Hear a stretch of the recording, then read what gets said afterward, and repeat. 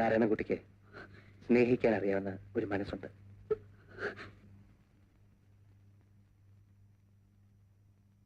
ബാലേട്ടന്റെ കല്യാണം രജിസ്റ്റർ ഓഫീസിലൊന്നും വെച്ച് നടത്തിയ പോരാ, എല്ലാരും അറിയിക്കണം, ആർപ്പാടായിട്ട് നടത്തണം.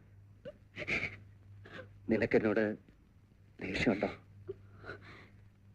നിന്റെ കല്യാണം ഇങ്ങനെയൊന്നുമല്ല ഞാൻ നടത്താൻ വിചാരിച്ചിരുന്നത്. പക്ഷെ സാധിച്ചില്ല മോളെ. എന്നോട് അതൊക്കെ പ്രത്യേകിച്ച് പറയണോ ബാലേട്ട? സമയായി, ഇറങ്ങട്ടെ. ദേവി, എന്റെ കയ്യില് ഇപ്പൊ ഇതേ ഉള്ളൂ. എനിക്കെന്തിനാ കാശ്? അല്ല, വെച്ചോളൂ.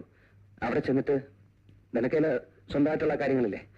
ഇപ്പോ കൺമഷി വാങ്ങിക്കുക, ശാന്ത് വാങ്ങിക്കുക, പൗഡർ വാങ്ങിക്കുക, അങ്ങനെയുള്ള കാര്യങ്ങൾക്ക് നാരായണൻകുട്ടി വിട്ടുപിടിക്കണ്ട.